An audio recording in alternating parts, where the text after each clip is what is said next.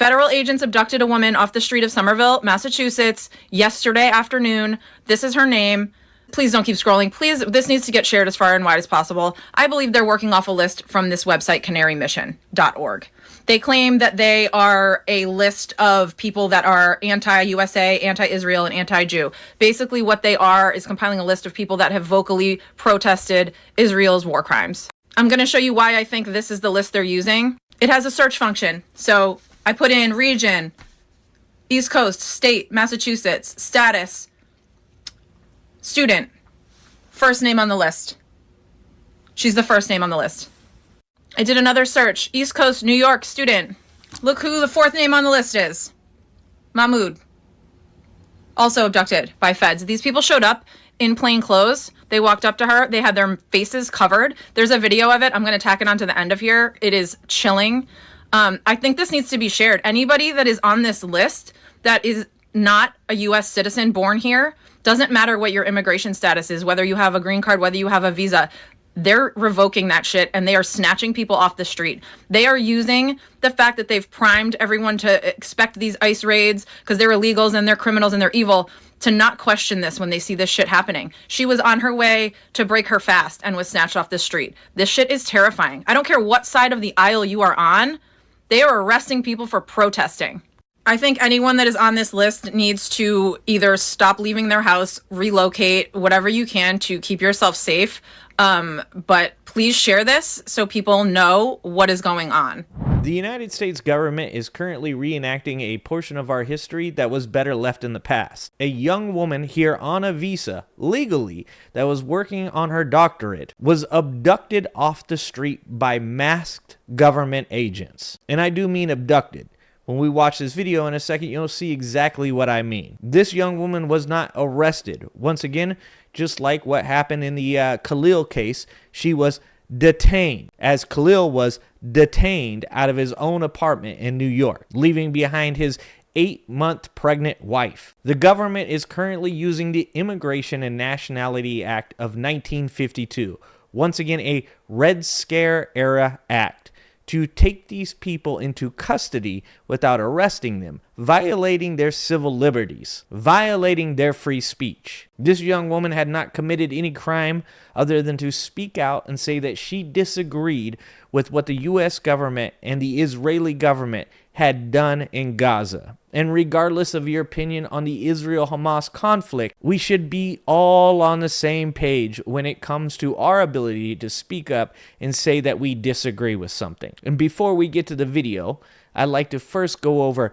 who the Canary Mission is and what exactly they do. All right, so let's start with the Canary Mission's Wikipedia page. On the Wikipedia page, it says the Canary Mission is a doxing website established in 2014 that publishes the personal information of students, professors, and organizations that it considers to be anti-Israel or anti-Semitic, focusing primarily on people at North American universities. The website is run anonymously, and it is intended to silence critique of Israel. Individuals listed by Canary Mission have said it is a blacklist designed to intimidate students, faculty members, and community activists engaged in Palestine solidarity work.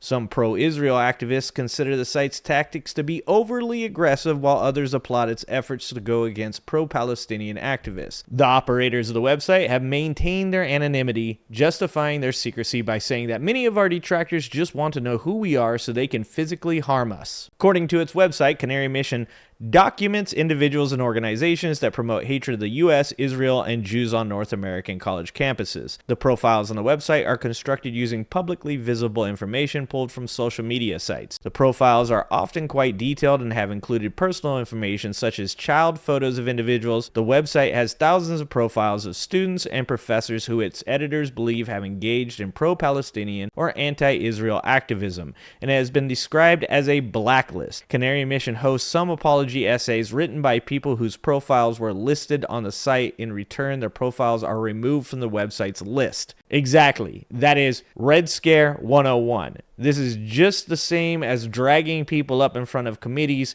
to get them to admit to some form of attachment to a communist party or organization, forcing them to then write apology letters or create apology videos to get that information taken down. I mean, I keep saying it over and over again.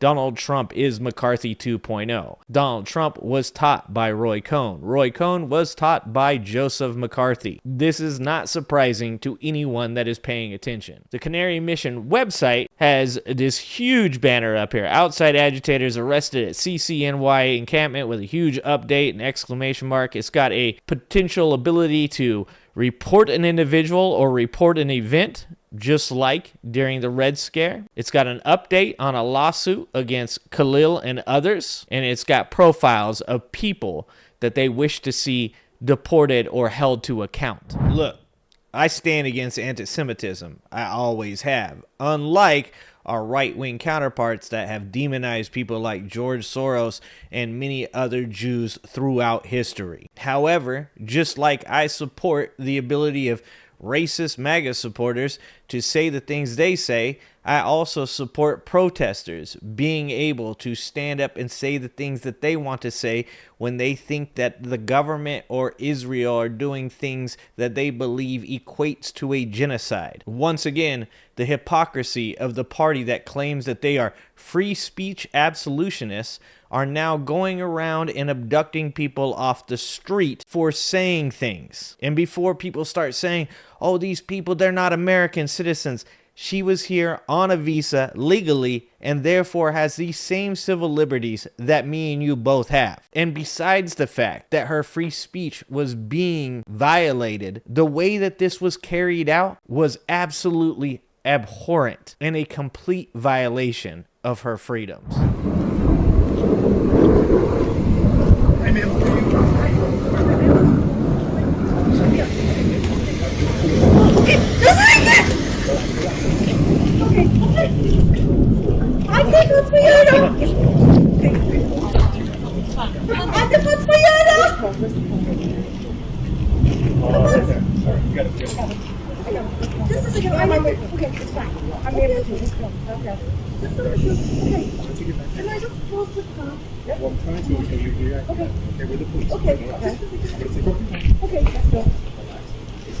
Ma'am, you got it.